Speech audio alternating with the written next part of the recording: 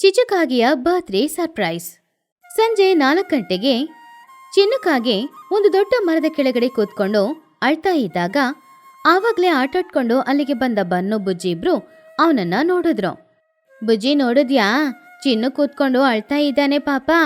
ಒಂದ್ ವೇಳೆ ಇವತ್ತು ಕೂಡ ಅವರಮ್ಮ ಅವನಿಗೆ ಬದನೆಕಾಯಿ ಸಾರು ಮಾಡಿ ಕೊಟ್ರೋ ಏನೋ, ಅದಕ್ಕೆ ದುಃಖ ತಾಳಕ್ಕಾಗದೆ ಅಳ್ತಾ ಇದ್ದಾನೆ. ಏ ಬನ್ನು, ಊಟದ ವಿಷಯದಲ್ಲಿ ಅಳಕ್ಕೆ ಅವನ್ ಬನ್ನು ಅಲ್ಲ ಕಣೋ, ಚಿನ್ನು. ಅವನ್ ಪಾಪ ಏನೋ ಕಷ್ಟದಲ್ಲಿ ಇದ್ದಾನಂತ ಕಾಣಿಸ್ತಿದೆ, ಬಾ ಹೋಗಿ ಕೇಳೋಣ. ಇಬ್ರು ಚಿನ್ನು ಹತ್ರ ಹೋದ್ರು. ಏನೋ ಆಯ್ತು ಚಿನ್ನು, ಯಾಕೋ ಬೇಜಾರಲ್ಲಿದ್ಯಾ? ಯಾರಾದ್ರೂ ನಿನ್ನ ಹೊಡೆದ್ರಾ?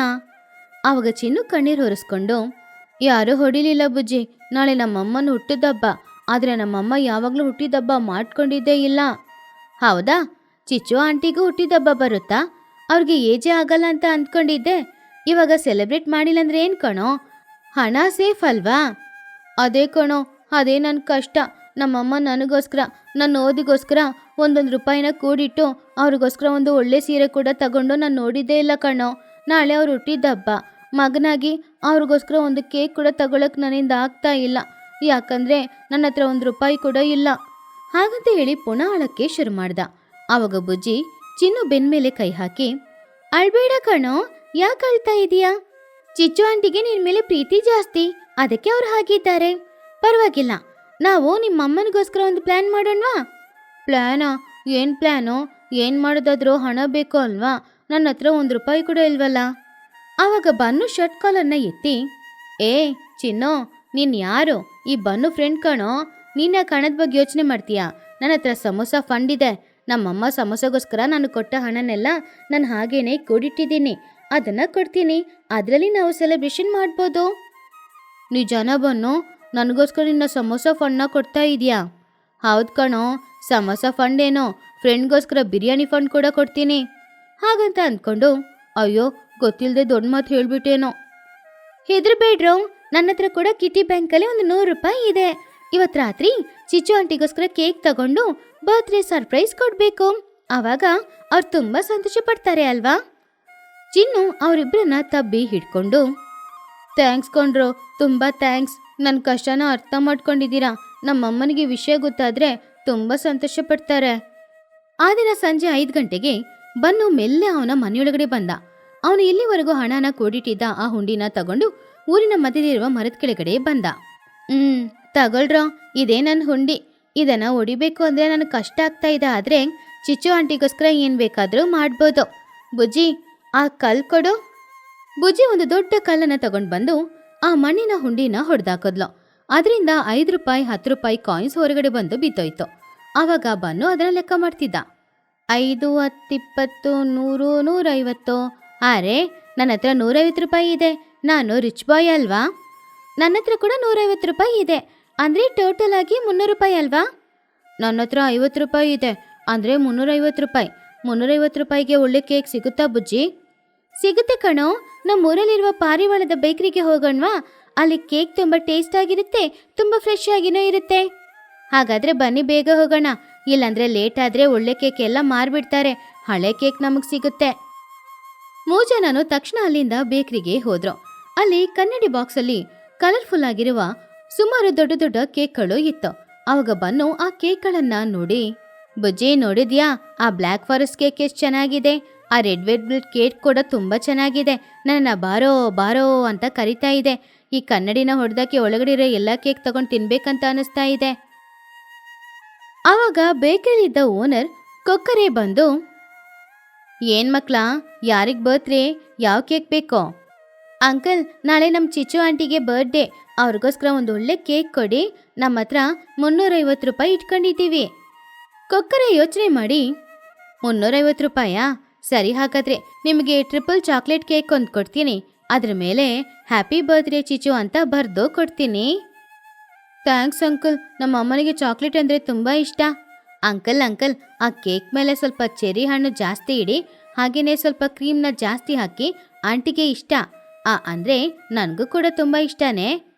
ಕೊಕ್ಕರೇನಾಗುತ್ತಾ, ಸರಿ ಬನ್ನು, ನಿನಗೋಸ್ಕರ ಎಕ್ಸ್ಟ್ರಾ ಕ್ರೀಮ್ ಹಾಕಿ ಒಂದು ಕ್ಯಾಂಡಲ್, ಒಂದು ಬಲೂನ್ ಕೂಡ ಫ್ರೀ ಆಗಿ ಕೊಡ್ತೀನಿ. Thank you uncle. ಚಿನ್ನು ಆ ಕೇಕ್ನ ಜೋಪಾನವಾಗಿ ತಗೊಂಡು ಹೋಗಿ ಅವನ ತಾಯಿಗೆ ಗೊತ್ತಿಲ್ಲದೆ ಮನೆಯಲ್ಲಿ ಒಂದ್ ಕಡೆ ಅವನಿಟ್ಟ. ರಾತ್ರಿ 11:30. ಆವಾಗ ಮನೇಲಿದ್ರು ನಿದ್ರೆ ಮಾಡ್ತಾ ಇದ್ರು. ಚಿಚುಕಾಗೇನೋ ಒಳ್ಳೆ ಗಾಢ ನಿದ್ರೆಯಲ್ಲಿ ಇದ್ಲು.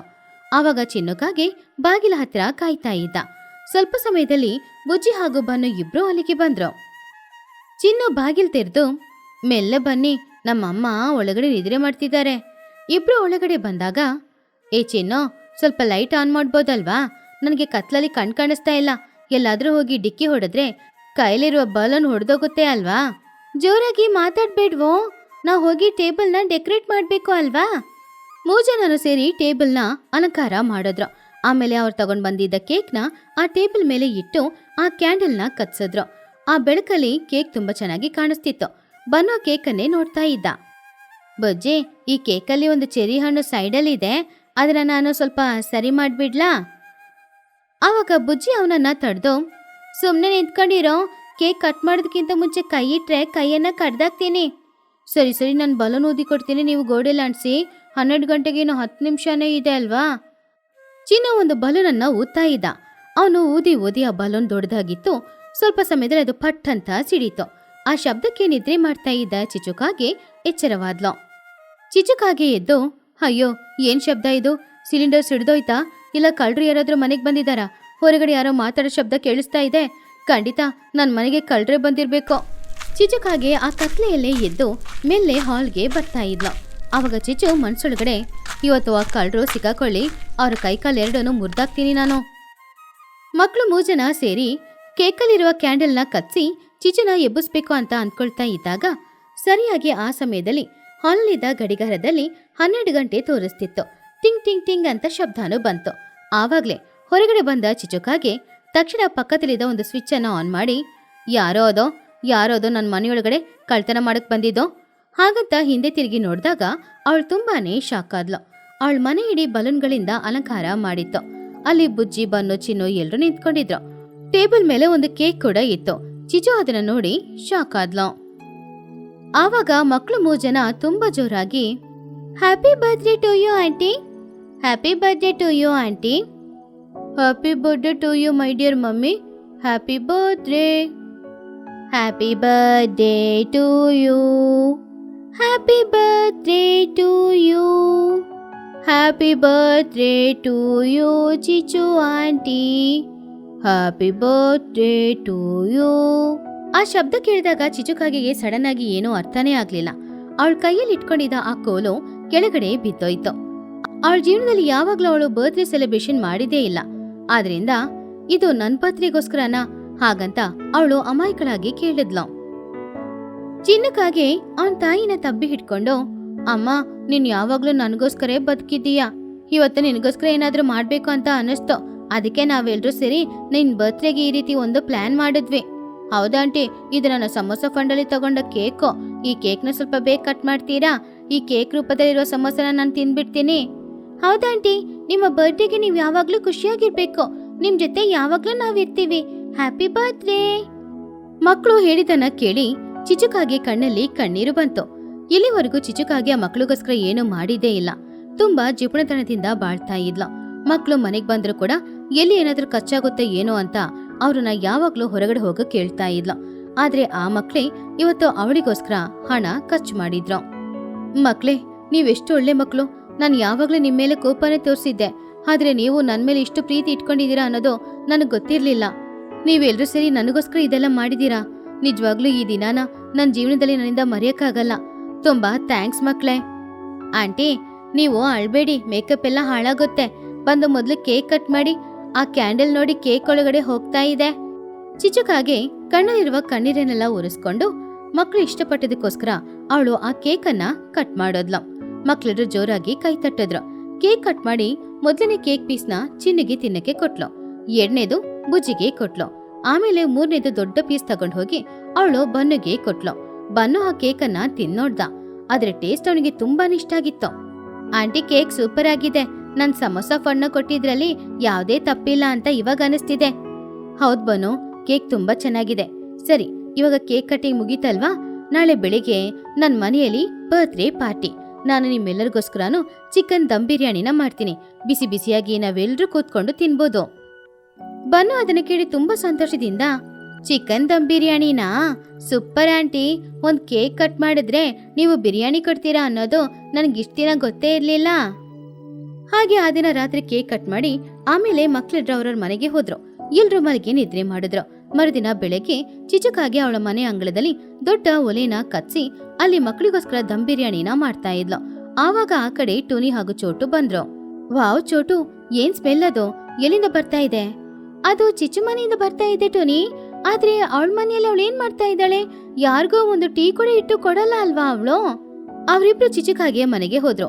ಅವಾಗ ಚಿಚುಕಾಗೆ ಬಿಸಿ ಬಿಸಿಯಾಗಿ ದಮ್ ಬಿರಿಯಾನಿನ ಮಾಡಿ ದೊಡ್ಡ ಪಾತ್ರೆಯಲ್ಲಿ ತಗೊಂಡ್ ಬಂದು ಇಟ್ಟಿದ್ಲು. ಅವಳ ಮುಂದ್ಗಡೆ ಮಕ್ಳು 3 ಜನ ಖಾಲಿ ತಟ್ಟೆ ಹಿಡ್ಕೊಂಡು ಕೂತ್ಕೊಂಡಿದ್ರು. ಆವಾಗ ಅವರಿಬ್ರು ಅಲ್ಲಿಗೆ ಬಂದು, ಅರೆ ಏನ್ ಚಿಚ್ಚು ಇದು? ಬಿರಿಯಾನಿನಾ? ಏನ್ ಪಾರ್ಟಿ? ಆವಾಗ ಚಿಚುಕಾಗೆ, ಟೋನಿ, ಇವತ್ತು ನನ್ನ ಹುಟ್ಟಿದಬ್ಬ, ಬರ್ಡೇ. ನೆನ್ನೆ ರಾತ್ರಿನೇ ಮಕ್ಳೆಲ್ರೂ ಸೇರಿ ನನಗೆ ಕೇಕ್ ಕಟ್ ಮಾಡಿ ಬರ್ಡೇ ಸೆಲೆಬ್ರೇಷನ್ ಮಾಡಿದ್ರು. ಅದಕ್ಕೋಸ್ಕರನೇ ನಿಮ್ಮೆಲ್ರಿಗೋಸ್ಕರ ನಾನಿವತ್ತು ಬಿರಿಯಾನಿ ಮಾಡಿದ್ದೀನಿ. ಬನ್ನಿ ಇಬ್ರು ಕೂತ್ಕೊಳ್ಳಿ, ನೀವು ಕೂಡ ಬಿರಿಯಾನಿ ತಿನ್ನಿ. ವಾವ್ ಚಿಚ್ಚು, ಇಷ್ಟು ಬದ್ಲಾಗಿದ್ಯಾ? Happy birthday Chichu. Happy birthday Chichu. ನಾನ್ ಸಂಜೆ ನಿನಗೊಂದು ಕೇಕ್ ತಗೊಂಡ್ಬರ್ತೀನಿ. ಆವಾಗ ಮಧ್ಯದಲ್ಲಿ ಬನ್ನು, ಅಮ್ಮ ಆಂಟಿ, ಈ ಸೆಂಟಿಮೆಂಟ್ ಡೈಲಾಗ್ ಎಲ್ಲ ಬಿಟ್ರೆ ಸ್ವಲ್ಪ ಬಿರಿಯಾನಿ ಹಾಕ್ತೀರಾ? ಬಿಸಿ ಬಿಸಿಯಾಗಿ ದಮ್ ಬಿರಿಯಾನಿ ತಿಂದ್ರೇನೆ ಅಲ್ವಾ ತುಂಬಾ ಚೆನ್ನಾಗಿರೋದು. ಹಾಕ್ತೀನಿ ಬನ್ನು, ನಿನಗೆ ಇವತ್ತು ಅನ್ಲಿಮಿಟೆಡ್ ಫುಡ್ಡು, ಎಷ್ಟು ಬೇಕಾದ್ರೂ ಅಷ್ಟು ತಗೊಂಡ್ತೀನಿ ನೀನು. ಹಾಗೆ ಚಿಚುಕಾಗೆ ಎಲ್ರಿಗೂ ಪ್ಲೇಟಲ್ಲಿ ಬಿರಿಯಾನಿ ಹಾಕಿ ಕೊಟ್ಲು. ಬನ್ನು, ಚಿನ್ನು, ಬುಜ್ಜಿ ಎಲ್ರು ದೊಡ್ಡವರು ಕೂಡ ಸೇರಿ ಸಂತೋಷವಾಗಿ ಚಿಚುಕಾಗೆ ಬರ್ತ್ಡೇನ ಸೆಲೆಬ್ರೇಟ್ ಮಾಡ್ಕೊಂಡು ಆ ಬಿರಿಯಾನಿನ ಸಂತೋಷವಾಗಿ ತಿಂದ್ರು. ಹಾಗೆ ಆ ದಿನ ಮರೆಯಕ್ಕಾಗದೇ ಇರುವ ಒಂದು ಒಳ್ಳೆ ದಿನವಾಗಿ ಮೆಮರೀಸ್ ಅಲ್ಲಿ ಇತ್ತು. ಈ ಕಥೆಲಿರುವ ನೀತಿ ಏನು ಅಂದ್ರೆ, ಚಿಕ್ಕ ಮಕ್ಕಳಾದ್ರೂ ಕೂಡ ಹಣಕ್ಕಿಂತ ಪ್ರೀತಿನೇ ಮುಖ್ಯ ಅಂತ ಆ ದಿನ ಚಿಚಿಗೆ ಬರ್ತ್ಡೇ ಸೆಲೆಬ್ರೇಷನ್ ಮಾಡಿ ಊರಲ್ಲಿ ಎಲ್ರಿಗೂ ನಿರೂಪಣೆ ಮಾಡಿದ್ರು. ಚಳಿಯಲ್ಲಿ ಚಿಚುವಿನ ಜೀವನ. ಚಿಚುಕಾಗೆ ತುಂಬಾನೇ ಬಡವಳಾಗಿದ್ಲು. ಒಂದು ಚಿಕ್ಕ ಮನೆಯಲ್ಲಿ ತನ್ನ ಮಗ ಚಿನ್ನುವಿನ ಜೊತೆ ಬಾಳ್ತಾ ಇದ್ಲು. ಅವಳಿಗೆ ಬಡತನ ಅನ್ನೋದು ಸ್ವಲ್ಪನೂ ಇಷ್ಟ ಇಲ್ಲ. ಒಂದಿನ ಸಂಜೆ ಸಮಯ ಚಿಚುಕಾಗೆ ಅವಳ ಮನೆ ಹೊರಗಡೆ ಕೂತ್ಕೊಂಡು ಅವಳ ಮನೆಯ ಮುಂದ್ಗಡೆ ಇದ್ದ ಮಹಿಹದಿನ ದೊಡ್ಡ ಬಂಗ್ಲೆ ಮನೆನ ನೋಡ್ಕೊಂಡು ಅವಳ ಮನ್ಸೊಳಗಡೆ, ಚೀಚಿ, ಇದೆಲ್ಲ ಒಂದು ಬದುಕ? ಪ್ರತಿದಿನ ಕೂಲಿ ಕೆಲಸ ಮಾಡೋದು. ಆ ಮಗಿ ಗರ್ಡನನ್ನು ನೋಡಿ ಮಹಾರಾಣಿ ರೀತಿ ಜೀವನ ಮಾಡ್ತಿದೆ. ವಯಸ್ಸಾಗಿದೆ, ಇನ್ನು ಇವರಿಗೆ ಆಸ್ತಿ ಯಾಕೆ? ಹೇಗಾದ್ರೂ ಆ ಬಂಗ್ಲೆಯಲ್ಲಿ ನಾನಿರ್ಬೇಕು, ಆ ಆಸ್ತಿ ನನ್ನದಾಗ್ಬೇಕು. ಅಮ್ಮ, ಹಸಿವಾಗ್ತಾ ಇದೆ, ಊಟ ಕೊಡಿ ಅಮ್ಮ. ಸಾಕು ಮುಚ್ಚೋ ಸನ್ಯಾಸಿ, ನಾ ಇಲ್ಲಿ ಕೋಟಿ ರೂಪಾಯಿ ಸಂಪಾದನೆ ಮಾಡೋದ್ ನೋಡಿದ್ರೆ ನೀನ್ ಮಾತಾಡ್ತೀಯಾ? ನಾಳೆಯಿಂದ ಮಗಿ ಗರುಡನ ಮನೆಗೆ ಕೆಲ್ಸಕ್ಕೆ ಸೇರ್ತಾ ಇದೀವಿ. ನೀನ್ ಸ್ವಲ್ಪ ನಾಟಕ ಮಾಡ್ಬೇಕು. ನಾಟಕ ಮಾಡಿ ಅವರ ನಂಬಿಕೆನ ಗೆಲ್ಸ್ಬೇಕು. ಆಮೇಲೆ ಆ ಆಸ್ತಿ ಎಲ್ಲ ನಮಗೆ ಸೇರ್ಬೇಕು. ಇದು ತಪ್ಪಲ್ವಾ? ಬೇರೆಯವರ ಆಸ್ತಿ ನಮಗೆ ಯಾಕಮ್ಮ? ನಾವು ಕಷ್ಟಪಟ್ಟು ಜೀವನ ಮಾಡೋಣ. ನಿನಗೇನ್ ಗೊತ್ತಿಲ್ಲ, ಬಾಯಿ ಮುಚ್ಚು. ಕಷ್ಟಪಟ್ರು ಕೂಡ ಕಾಸು ಬರೋದಿಲ್ಲ, ಬುದ್ಧಿ ಇರ್ಬೇಕು. ನಾಳೆನೆ ನನ್ ಪ್ಲಾನ್ ನ ಅಮಲು ಮಾಡ್ತೀನಿ. ಮರುದಿನಾನೇ ಚಿಚುಕಾಗೆ ಮಹಿಹದಿನ ಕಾಲಲ್ಲಿ ಬಿದ್ದು ಅವಳ ಮನೆಯಲ್ಲಿ ಕೆಲ್ಸಕ್ಕೆ ಸೇರಿದ್ಲು. ಸುಮಾರು ದಿನ ನಿಯತ್ತಾಗಿ ಕೆಲ್ಸಾನೂ ಮಾಡಿದ್ಲು. ಒಂದಿನ ಮಹಿಹದ್ದಿಗೆ ಹುಷಾರಿಲ್ದೇ ಆಯ್ತು. ಅಮ್ಮ ಮಗಿಯವ್ರೆ, ನಾನ್ ನಿಮ್ನ ತುಂಬಾ ಚೆನ್ನಾಗಿ ನೋಡ್ಕೋತೀನಿ. ನೀವು ಕಷ್ಟಪಡೋದು ನನ್ನಿಂದ ನೋಡಕ್ಕಾಗ್ತಿಲ್ಲ. ನಿಮಗೆ ಅಂತ ಯಾರೂ ಇಲ್ಲ. ಆ ತುನಿ ಕೂಡ ಯಾವಾಗ್ಲೂ ಸಿಟಿಗೆ ಹೋಗ್ಬಿಟ್ಲು. ನಿಜನೇ ಚಿಚ್ಚು, ನನಗೆ ಹುಷಾರಿಲ್ದೆ ಇದ್ದಾಗ ನನ್ ಜೊತೆಗೆ ಹುಟ್ಟಿದವಳಾಗೆ ನೀನೇ ನನ್ನ ನೋಡ್ಕೋತಾ ಇದ್ದೀಯಾ? ಅಯ್ಯೋ ಅಮ್ಮ, ಅದೆಲ್ಲ ಪರವಾಗಿಲ್ಲ. ನಿಮ್ಗೆ ಹುಷಾರಿಲ್ವಾ ಅಲ್ವಾ? ಬ್ಯಾಂಕ್ ಕೆಲ್ಸ ಎಲ್ಲ ನಾನೇ ನೋಡ್ಕೋತೀನಿ. ಆಸ್ತಿ ಪತ್ರದಲ್ಲಿ ಒಂದ್ ಸಣ್ಣ ಸೈನ್ ಹಾಕಿದ್ರೆ ಸಾಕು. ಚಿಚ್ಚು, ನನಗೆ ನಿನ್ ಮೇಲೆ ಪೂರ್ತಿಯಾಗಿ ನಂಬಿಕೆ ಇದೆ. ಎಲ್ಲಿ ಸೈನ್ ಹಾಕ್ಬೇಕು? ಹುಷಾರಿಲ್ದೇ ಇದ್ದ ಮಹಿ ಚಿಚು ತಗೊಂಡ್ ಬಂದ ಪತ್ರದಲ್ಲಿ ಸೈನ್ ಹಾಕಿದ್ಲು. ಅದು ಆಸ್ತಿ ಬದಲಾಯಿಸುವ ಪತ್ರ ಅನ್ನೋದವಳಿಗೆ ಗೊತ್ತಿರ್ಲಿಲ್ಲ. ಚಿಚುಕಾಗಿ ಆ ಪತ್ರನ ತಗೊಂಡು, ಮುಗ್ದೋಯ್ತು, ಇನ್ನು ಈ ಆಸ್ತಿ ನಂದು. ನೋಡಿ ಮಗಿಯವ್ರೆ, ಇನ್ ಮುಂದೆ ಈ ಮನೇಲಿ ಇರ್ಲಿಕ್ಕೆ ನಿಮ್ಗೆ ಅರ್ಹತೆ ಇಲ್ಲ. ಇದು ನನ್ ಮನೆ, ಹೊರಗಡೆ ಹೋಗಿ. ಅದನ್ನು ಕೇಳಿ ಮಹಿ, ಏನ್ ಚಿಚ್ಚು, ಏನ್ ಮಾತಾಡ್ತಿದ್ಯಾ? ಇದು ನನ್ನ ಮನೆ, ನಾನ್ ಯಾಕೆ ಹೊರಗಡೆ ಹೋಗ್ಬೇಕು? ಇಲ್ಲ ಇಲ್ಲ, ಇವಾಗ ತಾನೇ ಸಹಿ ಹಾಕಿದ್ದು, ಅಷ್ಟು ಗೊತ್ತಾಗಲ್ವಾ? ಇದು ನನ್ ಮನೆ, ಗೆಟ್ ಔಟ್. ಚಿಚುಕಾಗೆ ಸ್ವಲ್ಪನೂ ಮನಸ್ಸೇ ಇಲ್ಲದೆ ಮಹಿಹದನ ಹೊರಗಡೆ ಕಳಿಸ್ಬಿಟ್ಲು. ಮಹಿಹದ್ದು ಆ ದಿನದಿಂದ ದೇವಸ್ಥಾನದಲ್ಲಿ ಉಳ್ಕೊಂಡ್ಲು. ಚಿಚು ಮಹಿಯ ಮನೆಯಲ್ಲಿ ಸಂತೋಷವಾಗಿ ಬಾಳ್ತಿದ್ಲು. ಸುಮಾರು ದಿನ ಅವಳು ಶ್ರೀಮಂತಳಾಗಿ ಅವಳ ಜೀವನಾನ ಬಾಳ್ತಾ ಇದ್ದಾಗ ಒಂದಿನ ಸಿಟಿಯಿಂದ ಊರಿಗೆ ಬಂದ ಟುನಿಗುಬ್ಬಚ್ಚಿ ಎಲ್ಲ ವಿಷಯನೂ ತಿಳ್ಕೊಂಡು ತುಂಬಾನೇ ಕೋಪದಿಂದ ಚಿಚುಕಾಗೆ ಮನೆಗೆ ಹೋದ್ಲು. ಚಿಚ್ಚು, ಮನೆಯಿಂದ ಹೊರಗಡೆ ಬಾ. ಎಷ್ಟು ಧೈರ್ಯ ನಿನ್ಗೆ? ನಮ್ ತಾಯಿ ಅಮಾಯಕ್ಕೆ ಅಂತ ಅವ್ರ ಆಸ್ತಿನೆಲ್ಲ ನೀನ್ ಬರ್ಕೊಂಡ? ಹೋ ಬಂದ ತುನಿ, ಇವಾಗ ನೀನ್ ಬಂದು ಏನು ಪ್ರಯೋಜನ ಇಲ್ಲ. ಆಸ್ತಿ ಎಲ್ಲ ಇವಾಗ ನನ್ನ ಹೆಸರಲ್ಲಿದೆ. So what? ನಿನಗೆ ಸರ್ಕಾರ ಗೊತ್ತಿರ್ಬೋದು, ನನಗೆ ನ್ಯಾಯ ಗೊತ್ತಿದೆ. ಊರಿನ ಜನರ ಬಳಿ ಹೋಗಿ ಪಂಚಾಯಿತಿ ಕರಿತೀನಿ. ಮರುದಿನ ಟುನಿಗುಬ್ಬಚ್ಚಿ ಊರಲ್ಲಿ ಪಂಚಾಯಿತಿನ ಬರ ಕೇಳಿ ಅವ್ರ ಹತ್ರ ಚಿಚುಕಾಗೆ ಅವಳ ತಾಯಿಗೆ ಮೋಸ ಮಾಡಿದ್ದು, ಅವಳು ಪತ್ರದಲ್ಲಿ ಸೈನ್ ಹಾಕೊಳ್ಳುವಾಗ ಮಾಡಿದ ತಪ್ಪು ಎಲ್ಲಾನು ಎಲ್ಲರಿಗೂ ತೋರ್ಸಿದ್ಲು. ಚಿಚ್ಚು ಮಾಡಿದ್ದು ಅನ್ಯಾಯ. ಈ ಆಸ್ತಿಯೆಲ್ಲ ಮಗಿಗೆ ಸೇರ್ಬೇಕಾಗಿದ್ದು. ಅದರಿಂದ ಈ ಪತ್ರವನ್ನು ರದ್ದು ಮಾಡ್ತೀವಿ. ಅದು ಮಾತ್ರ ಅಲ್ಲ, ಚಿಚ್ಚು ಈ ಊರಲ್ಲೇ ಇರಬಾರ್ದು. ಊರಿಂದ ಹೊರಗಡೆ ಹೋಗಿ ಜೀವನ ಮಾಡ್ಬೇಕು. ಚಿಚ್ಚಿ, ಆ ಚಿಚ್ಚನ್ನ ಊರಿಂದ ಆಚೆ ಹಾಕಿ. ಚಿಚುಕಾಗೆನ ಟುನಿ ಹಾಗೂ ಮಹಿ ಮನೆ ಬಿಟ್ಟು ಹೊರಗಡೆ ಕಳ್ಸಿದ್ರು. ಇವಾಗ ದಾರಿ ಇಲ್ಲದೆ ಊರಿನ ಗಡಿಯಲ್ಲಿರುವ ಒಂದು ಚಿಕ್ಕ ಜಾಗದಲ್ಲಿ ಒಂದು ಚಿಕ್ಕ ಗುಡಿಸಲು ಹಾಕೊಂಡು ತನ್ನ ಮಗನ ಜೊತೆ ಬಾಳ್ತಾ ಇದ್ಲು ಚಿಚ್ಚು. ಹೀಗೆ ದಿನಗಳು ಹೋಗ್ತಾ ಇತ್ತು. ಅದು ಚಳಿಗಾಲ. ಈ ವರ್ಷ ಚಳಿ ತುಂಬಾನೇ ಹೆಚ್ಚಾಗಿತ್ತು. ಸಂಜೆ 5 ಗಂಟೆಗೇನೆ ಕತ್ಲಾಗ್ತಾ ಇತ್ತು. ಮನೆಗೆ ಬಾಗಿಲು ಕೂಡ ಇಲ್ಲ ಅನ್ನೋದ್ರಿಂದ ಪಾಪ ಚಿನ್ನುವಿಗೆ ಚಳಿ ತಡ್ಕೊಳಕ್ಕಾಗ್ತಿತ್ತಿಲ್ಲ. ಅಮ್ಮ, ಚಳಿ ಜಾಸ್ತಿ ಆಗ್ತಿದೆ ಅಮ್ಮ. ನನಗೆ ಹೊದ್ಕೊಳ್ಳಿಕ್ಕೆ ಕಂಬಳಿ ಕೂಡ ಇಲ್ಲ, ತುಂಬಾ ಚಳಿ ಆಗ್ತಿದೆ. ಚಿಚ್ಚು ಬೇಜಾರಿಂದ, ಅದು ಕಣ್ಣು ಚಿನ್ನು, ನಮ್ ಜೊತೆ ಏನೂ ಇಲ್ಲ. ಆಸ್ತಿ ಇಲ್ಲ, ಹೊದ್ಕೊಳಕ್ಕೆ ಕಂಬಳಿ ಇಲ್ಲ, ಮರ್ಯಾದೆ ಕೂಡ ಇಲ್ಲ. ಅಮ್ಮ, ಏನಮ್ಮ ಮಾಡೋದು? ನನಗೆ ತುಂಬಾ ಹಸಿವಾಗ್ತಿದೆ, ಊಟ ಕೊಡಲ್ವಾ? ಅಯ್ಯೋ, ಎಲ್ಲ ನನ್ ಕರ್ಮ ಕಣೋ. ನೀನು ನನ್ ಜೊತೆ ಇದ್ದು ಇವಾಗ ಈ ಕಷ್ಟವನ್ನು ಅನುಭವಿಸ್ತಾ ಇದೀಯ. ಇರು, ಊರೊಳಗೆ ಹೋಗಿ ಯಾರ ಜೊತೆ ಆದ್ರೂ ಕೇಳಿ ನೋಡ್ತೀನಿ. ಬೇಡಮ್ಮ, ಊರಿನವರೆಲ್ಲ ನಿನ್ನ ಬೈತಾರೆ. ಅಯ್ಯೋ, ಪರವಾಗಿಲ್ಲ ಕಣೋ, ನಿನಗೋಸ್ಕರ ಬೈಗಳ ತಿಂತೀನಿ. ನೀನ್ ಹಸಿವಲ್ಲಿ ಕಷ್ಟಪಡ್ತೀಯ. ಚಿಚ್ಚು ಆ ಚಳಿಯಲ್ಲಿ ಊರಿನೊಳಗಡೆ ಹೋಗಿ ಮೊದ್ಲು ಚೋಟಿಗಿಳಿಯ ಮನೆಗೆ ಹೋಗಿ ಅವಳ ಮನೆ ಬಾಗಿಲನ್ನ ತಟ್ಟಿದ್ಲು. ಚೋಟು, ಸ್ವಲ್ಪ ಬಾಗಿಲು ತೆಗಿತೀಯಾ? ನನ್ ಚಿನ್ನು ಹಸಿವಲ್ಲಿ ಕಷ್ಟಪಡ್ತಿದ್ದಾನೆ, ಸ್ವಲ್ಪ ಊಟ ಕೊಡ್ಬೋದಾ? ಚೋಟು ಬಾಗಿಲು ತೆರೆದು ಕೋಪದಿಂದ, ಓಹೋ, ಯಾರಿದು? ಮಹಾರಾಣಿಯ? ಇನ್ನೊಬ್ಬರ ಆಸ್ತಿಯನ್ನು ತಗೊಳಿಕ್ಕೆ ಆಯ್ತು. ನಿನ್ ಮಗನಿಗೆ ಒಂದ್ ತುತ್ತು ಊಟ ಕೊಡಕ್ಕಾಗಲ್ವಾ? ಮಹಾರಾಣಿ ಬಂದ್ಬಿಟ್ಲು, ಹೋಗಿ ಇಲ್ಲಿಂದ.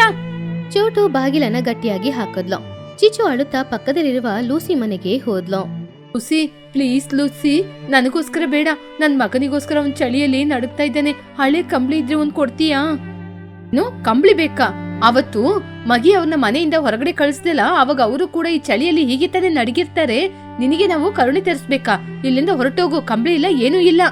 ನಿನಗೆ ಏನಾದ್ರೂ ಕೊಟ್ರೆ ನಮಗೆ ಪಾಪ. ಊರಿನಲ್ಲಿ ಎಲ್ಲ ಪಕ್ಷಿಗಳು ಚಿಚ್ಚುನ ಬೈದು ಅವಳಿಗೆ ಯಾವುದೇ ಸಹಾಯನೂ ಮಾಡ್ಲಿಲ್ಲ. ಆದ್ರಿಂದ ಚಿಚ್ಚುಕಾಗೆ ತುಂಬಾ ಬೇಜಾರಿಂದ ನಡ್ಕೊಂಡ್ ಬರ್ತಾ ಇದ್ದಾಗ ದೂರದಲ್ಲಿ ಒಂದು ಮನೆಯಲ್ಲಿ ಬೆಳಕು ಕಾಣಿಸ್ತು. ಅದು ಟುನಿಗುಬ್ಬಚ್ಚಿಯ ಮನೆ. ಅವಾಗ ಚಿಚ್ಚು ಅವಳ ಮನ್ಸಲ್ಲಿ, ಇದು ತುನಿ ಮನೆ.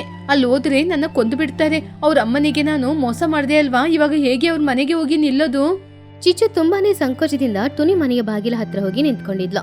ಒಳಗಡೆ ಮಹಿ ಹದ್ದು ಟುನಿ ಹಾಗೂ ಬುಜ್ಜಿ ಇಬ್ರು ಚಳಿಗೆ ಕೂತ್ಕೊಂಡಿದ್ರು. ಆವಾಗ ಚಿಚ್ಚು ನಡುಗುವ ಸ್ವರದಲ್ಲಿ, ಅಮ್ಮ, ಮಗಿಯವ್ರೇ, ಟುನಿ ಹಾಗೂ ಮಹಿ ಇಬ್ರು ಕೂಡ ಹಿಂದೆ ತಿರುಗಿ ನೋಡಿದಾಗ ಬಾಗಿಲ ಹತ್ರ ಚಳಿಯಲ್ಲಿ ನಡುಗುತ್ತಾ ಚಿಚ್ಚು ನಿಂತ್ಕೊಂಡಿದ್ಲು. ಏನ್ ಚಿಚ್ಚು, ಯಾಕೆ ಬಂದಿದೀಯಾ? ಮತ್ತೆ ಏನಾದ್ರೂ ಪ್ಲಾನ್ ಮಾಡಿದೀಯಾ? ಚಿಚ್ಚು ತಕ್ಷಣ ಟುನಿಯ ಕಾಲಿನಲ್ಲಿ ಬಿದ್ದು ಜೋರಾಗಿ ಅಳುತ್ತಾ, ಇಲ್ಲಮ್ಮ, ಇಲ್ಲ, ನನಗೆ ಬುದ್ಧಿ ಬಂದಿದೆ. ನಾನ್ ಮಾಡಿದ ತಪ್ಪಿಗೆ ಶಿಕ್ಷೆ ಅನುಭವಿಸ್ತಾ ಇದ್ದೀನಿ. ಈ ಊರಿನವರೆಲ್ಲ ನನ್ನ ಈ ಊರಿನಿಂದ ಹೊರಗೆ ಹಾಕ್ಬಿಟ್ರು. ಹೊರಗಡೆ ಚಳಿ ತುಂಬಾ ಜಾಸ್ತಿ ಇದೆ. ನನ್ ಮಗ ತುಂಬಾ ಕಷ್ಟಪಡ್ತಾ ಇದ್ದಾನೆ. ಮಗ ಹಸಿವಲ್ಲಿ ಚಳಿಯಲ್ಲಿ ನಡುಗ್ತಾ ಇದ್ರೆ ಅದನ್ನ ನೋಡಿ ನನ್ನಿಂದ ಆಗ್ತಾ ಇಲ್ಲ. ನನಗ್ ಬೇಕಾದ್ರೆ ಹೊಡೀರಿ, ಕಷ್ಟ ಕೊಡಿ, ನನ್ ಮಗನಿಗೆ ಸಹಾಯ ಮಾಡಿ. ಚಿಚ್ಚು ಅಳತನ ನೋಡಿ ಮಹಿಹದಿಗೆ ತುಂಬಾ ಬೇಜಾರಾಯ್ತು. ಇವಾಗ ಚಿಚ್ಚುವಿನ ಮೇಲೆ ಅವಳಿಗೆ ಕೋಪ ಇಲ್ಲ. ತುನಿ, ನೋಡ್ದ ಅವಳ ಪರಿಸ್ಥಿತಿ? ಚಿಚ್ಚು ತಪ್ಪು ಮಾಡಿದಾಳೆ, ಆದ್ರೆ ಇವಾಗ ಮಾಡಿದ ತಪ್ಪಿಗೆ ಪಶ್ಚಾತ್ತಾಪ ಪಡ್ತಿದ್ದಾಳೆ. ಅವಳಿಗೆ ಸಹಾಯ ಮಾಡೋಣ. ಅಮ್ಮ, ಚಿನ್ನು ಪಾಪ, ಅವನು ಹಸಿವಲ್ಲಿದ್ದಾನಂತೆ. ತುನಿ ಬೇರೆ ದಾರಿ ಇಲ್ಲದೆ, ಸರಿ ಚಿಚ್ಚು, ನೀನು ಕಷ್ಟಪಡ್ಬೇಡ. ನೀನು ಮಾಡಿದ ತಪ್ಪಿಗೆ ನಿನ್ನ ಕ್ಷಮಿಸಬಾರದು. ಆದ್ರೆ ಒಬ್ಳು ತಾಯಿಯಾಗಿ ತಾಯಿಯ ಕಷ್ಟ ಏನು ಅಂತ ನನಗ್ ಗೊತ್ತು. ಆದ್ರೂ ಆ ಮಗುವಿಗೋಸ್ಕರ ನೋಡ್ತಾ ಇದ್ದೀನಿ. ತುನಿ, ಮನೆಯೊಳಗೆ ಹೋಗಿ 2 ಕಂಬ್ಳಿ, ಬಿಸಿ ಬಿಸಿ ಅನ್ನ, ಸಾರೆಲ್ಲ ತಗೊಂಬಾ. ಬುಜ್ಜಿ ಹೋಗಿ ಸಾಮಾನುಗಳನ್ನ ತಗೊಂಡ್ ಬಂದಾಗ ತುನಿ ಅದನ್ನ ಚಿಚ್ಚುಗೆ ಕೊಟ್ಲು. ತಗೋ ಚಿಚ್ಚು, ಇನ್ನು ಯಾವಾಗ್ಲೂ ದುರಾಸೆ ಪಡ್ಬೇಡ, ಕಷ್ಟಪಟ್ಟು ಜೀವನ ಮಾಡು. ಚಿಚ್ಚು ಅಳುತ್ತಾ, ತುಂಬಾ ಧನ್ಯವಾದಗಳು. ಯಾವತ್ತೂ ನಾನಿನ್ನು ಈ ರೀತಿ ಮಾಡೋದಿಲ್ಲ. ನಿಮ್ಮೆಲ್ಲರಿಗೆ ಕೈ ಮುಗಿತೀನಿ. ಚಿಚ್ಚುಕಾಗೆ ತಕ್ಷಣ ಆ ವಸ್ತುಗಳನ್ನೆಲ್ಲ ಎತ್ಕೊಂಡು ಅವಳ ಮನೆಗೆ ಹೋದ್ಲು. ಅವಾಗ ಮನೆಯಲ್ಲಿ ಚಿನ್ನುಕಾಗೆ ಚಳಿ ತಡ್ಕೊಳಕಾಗದೆ ಒಂದು ಮೂಲೆಯಲ್ಲಿ ಮಲ್ಕೊಂಡಿದ್ದ. ಅವಾಗ ಅವನ ಮೇಲೆ ಬೆಡ್ಶೀಟ್ನ ಹಾಕಿ ಅವನಿಗೆ ತಿನ್ನಕ್ಕೆ ಆಹಾರನ ಕೊಟ್ಲು. ಸ್ವಲ್ಪ ಆಹಾರ ತಿಂದ್ಮೇಲೆ ಚಿನ್ನಿಗೆ ಪರವಾಗಿಲ್ಲ ಅಂತ ಅನಿಸ್ತು. ಅಮ್ಮ, ಈ ಕಂಬಳಿ ತುಂಬಾ ಚೆನ್ನಾಗಿದೆ, ಊಟ ಕೂಡ ತುಂಬಾ ಚೆನ್ನಾಗಿದೆ. ಈ ಊರಲ್ಲಿ ನಮ್ಗೆ ಯಾರಮ್ಮ ಸಹಾಯ ಮಾಡಿದ್ದು? ಚಿಚ್ಚುಕಾಗೆ ತಲೆ ಬಗ್ಗಿ, ಇದು ಮಗಿ ಅಮ್ಮನವರು ತುನಿ ಆಂಟಿ ಕೊಟ್ಟಿದ್ ಕಣೋ. ಅದನ್ನು ಕೇಳಿದ ಚಿನ್ನುಕಾಗೆ, ಏನು, ಮಗಿ ಅಮ್ಮನವರ ತುನಿ ಆಂಟಿನ? ಹೌದು ಕಣೋ. ನೋಡ್ದ ಅಮ್ಮ, ನೀನು ಯಾರಿಗೆ ಮೋಸ ಮಾಡಿ ಯಾರಿಗೆ ಕೆಟ್ಟದಾಗ್ಬೇಕು ಅಂತ ಆಲೋಚನೆ ಮಾಡ್ದು ಅವರೇ ಇವತ್ ನಮ್ನ ಕಾಪಾಡಿದ್ದು. ಅವರ ಮನಸ್ಸು ಎಷ್ಟು ಒಳ್ಳೆ ಮನಸ್ಸು. ಚಿಚ್ಚು ಅಳುತ್ತಾ, ನಿಜ ಕಣ ಚಿನ್ನು, ನಾನು ತಪ್ಪು ಮಾಡ್ಬಿಟ್ಟೆ. ಅಮ್ಮ, ನಾವು ಮಾಡಿದ ಪಾಪ ನಮಗೆ ಸಂತೋಷನ ಕೊಟ್ಟಿಲ್ಲ. ನೋಡಿದ್ರಾ ಇವತ್ತು ನಮ್ಗೆ ಯಾವ ರೀತಿ ಪರಿಸ್ಥಿತಿ ಬಂದಿದೆ. ನಾನು ನಿಮ್ಗೆ ಎಷ್ಟೋ ಸಲ ಹೇಳಿದ್ದೀನಿ, ಅಮ್ಮ ಇನ್ನೊಬ್ಬರಿಗೆ ಮೋಸ ಮಾಡಬೇಡಿ, ನಮಗೆ ಪಾಪ ಬರುತ್ತೆ ಅಂತ. ಇವತ್ತು ನೋಡಿ ಅಮ್ಮ. ಚಿನ್ನು ಹೇಳಿದನ ಚಿಚುವಿಂದ ತಡ್ಕೊಳಕ್ಕಾಗ್ಲಿಲ್ಲ. ಚಿಕ್ಕ ಮಗುವಿಗೆ ಇರುವ ಬುದ್ಧಿ ನನಗಿಲ್ವಲ್ಲ ಅಂತ ಅವಳು ಬೇಜಾರು ಮಾಡ್ಕೊಂಡ್ಲು. ನಿಜನೇ ಚಿನ್ನು, ನಾನು ರಾಕ್ಷಸಿ. ಆದ್ರೆ ಚಳಿಕಾಲ ನನಗೆ ಬುದ್ಧಿ ಹೇಳಿದೆ. ಆಸ್ತಿ ಮುಖ್ಯ ಅಲ್ಲ, ಒಳ್ಳೆ ಗುಣನೇ ಮುಖ್ಯ ಅಂತ ಗೊತ್ತಾಯ್ತು. ನಾನು ಕಷ್ಟಪಟ್ಟು ಕೆಲಸ ಮಾಡ್ತೀನಿ, ನ್ಯಾಯವಾಗಿ ಬದುಕೋಣ. ಅದೇ ಅಮ್ಮ, ನನಗೂ ಬೇಕಾಗಿರೋದು. ಹಸಿವಲ್ಲಿ ಬೇಕಾದ್ರೂ ಇರ್ಬೋದು, ತಲೆ ಎತ್ಕೊಂಡು ನಡಿಬೇಕು. ಚಿಚ್ಚು ಹಾಗೂ ಚಿನ್ನು ಇಬ್ರು ಕೂಡ ಆ ಬೆಡ್ಶೀಟ್ನ ಹಾಕೊಂಡು ಕೂತ್ಕೊಂಡಿದ್ರು. ಹೊರಗಡೆ ಚಳಿ ಹೆಚ್ಚಾಗಿದ್ರು ಕೂಡ ಇವಾಗ ಮನೆಯೊಳಗಡೆ ತುಂಬಾನೇ ಬೆಚ್ಚಗಿತ್ತು. ಮರುದಿನದಿಂದ ಚಿಚ್ಚು ಅವಳ ಗುಣನ ಬದಲಾಯಿಸ್ಕೊಂಡ್ಲು. ಯಾರಿಗೂ ಮೋಸ ಮಾಡದೆ ನಿಯತ್ತಾಗಿ ಚಿಕ್ಕ ಚಿಕ್ಕ ಕೆಲಸ ಮಾಡ್ಕೊಂಡು ಬಾಳ್ತಾ ಇದ್ಲು. ಅವಳತ್ರ ಬಂದಿರೋ ಬದಲಾವಣೆನ ನೋಡಿ ಮಹಿ ಹಾಗೂ ಟೋನಿ ಇಬ್ರು ಸಂತೋಷಪಟ್ರು. ಈ ಕಥೆಯಲ್ಲಿರುವ ನೀತಿ ಏನು ಅಂದ್ರೆ, ಒಬ್ರನ್ನ ಮೋಸ ಮಾಡಿ ಸುಮಾರು ದಿನ ಸಂತೋಷವಾಗಿ ಬಾಳಕ್ಕಾಗಲ್ಲ. ಯಾವಾಗ್ಲೂ ನಿಯತ್ತಾಗಿ ಇದ್ದು ಕಷ್ಟಪಟ್ಟು ದುಡಿದ್ರೆ ಸಂತೋಷವಾಗಿ ಬಾಳ್ಬಹುದು.